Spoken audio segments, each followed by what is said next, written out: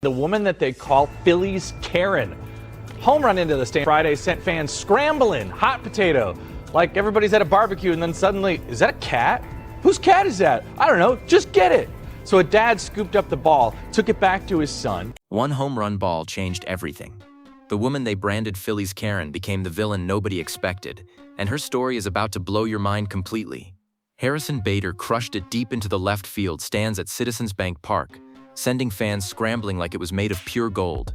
A father grabbed the ball out of the air and immediately handed it to his young son, with the biggest smile you've ever seen. Perfect father-son moment, right? Dead wrong. She appeared out of nowhere like a storm cloud, marching over with absolute fire burning in her eyes, demanding what she claimed was rightfully hers because it supposedly landed in her section first. The crowd started booing loudly. Broadcast cameras caught every single angle, and in one absolutely gut-wrenching moment that would haunt him forever, the dad completely caved to the pressure and ripped the ball straight from his kid's gloved hands. The boy's face said absolutely everything you need to know, pure heartbreak, frozen in time, broadcast to millions. Within just a few hours, that single clip flipped the entire internet completely upside down. She wasn't just another angry baseball fan anymore. She had become public enemy #1 across every social platform imaginable.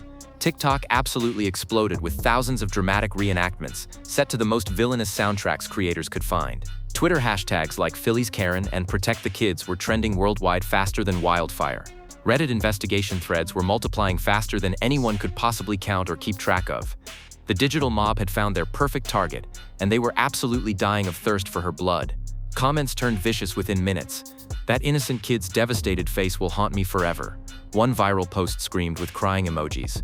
"She deserves to lose way more than just a stupid baseball for traumatizing a child like that." Online detectives immediately swarmed in like hungry digital vultures circling fresh roadkill. Screenshots started flying around in every direction claiming to definitively expose her real identity once and for all. Facebook community groups were sharing alleged old yearbook photos from decades ago. Someone stumbled across a woman named Cheryl Richardson Wagner on LinkedIn and instantly decided she was the absolute perfect match for their witch hunt. Similar hair color, roughly the same age range, happened to live in New Jersey near Philadelphia. The actual evidence was thinner than tissue paper, but the internet doesn't need solid proof when it's actively hunting for the perfect villain to destroy. Within exactly 48 hours, literally hundreds of posts across multiple platforms were absolutely certain beyond any doubt that they'd completely cracked the case and successfully exposed the real identity of Phillies Karen to the world. Then the rumors went completely and utterly nuclear across every platform. Wild claims started exploding everywhere that she actually worked at Hamilton Public Schools in New Jersey, potentially around innocent children every single day. Parents completely lost their minds thinking this ball-stealing psychopath was teaching their precious kids in classrooms. The outrage wasn't even about baseball anymore at this point.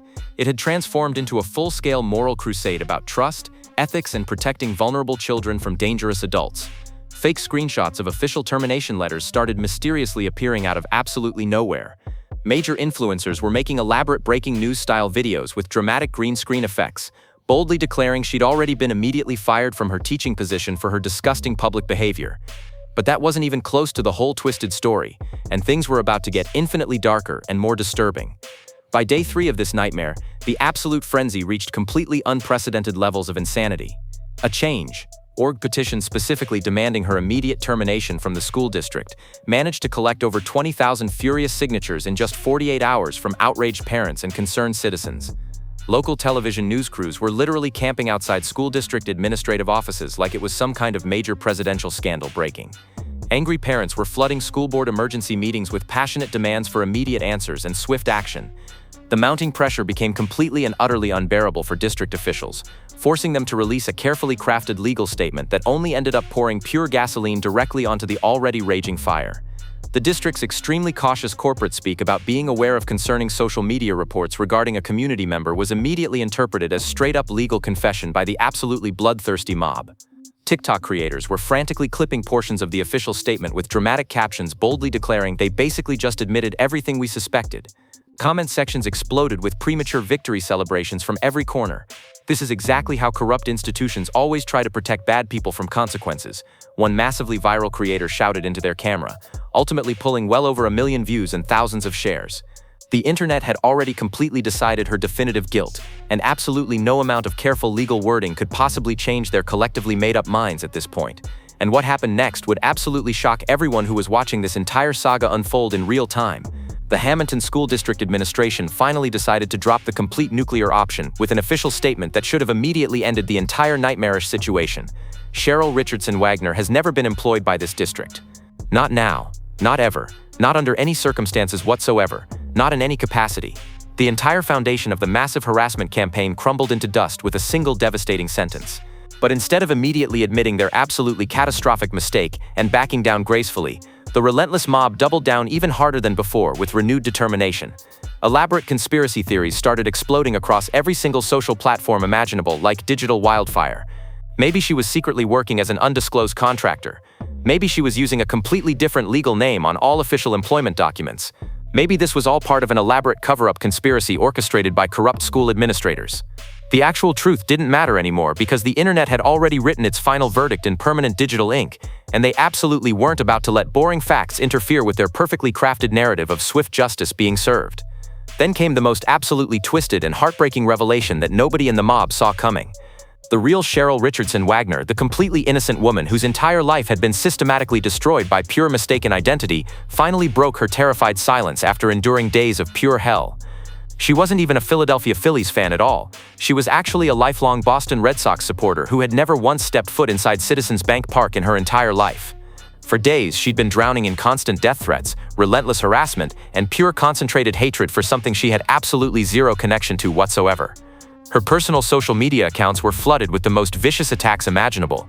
Extended family members were being actively targeted and harassed by complete strangers online. Meanwhile, the actual woman from the baseball game remained completely anonymous and faced absolutely zero real consequences for her actions.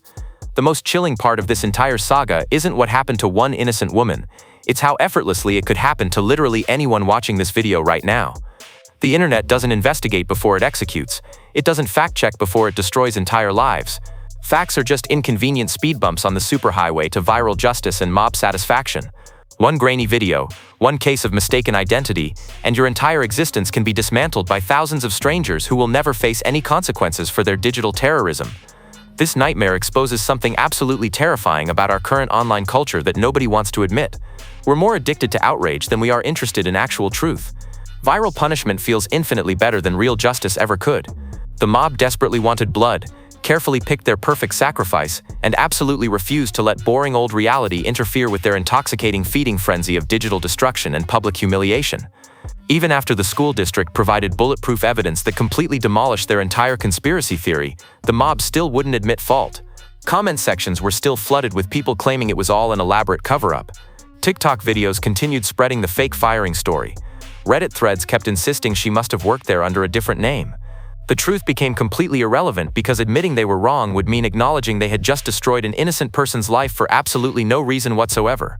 Meanwhile, the actual Phillies Karen, the real woman who actually confronted that father and son at the stadium, walked away completely unscathed and anonymous. No consequences, no accountability, no justice. She got exactly what she wanted: the baseball in complete anonymity while someone else paid the price for her actions. The internet's version of justice had failed spectacularly in every possible way. So what's the real lesson from the Phillies Karen disaster that nobody wants to hear?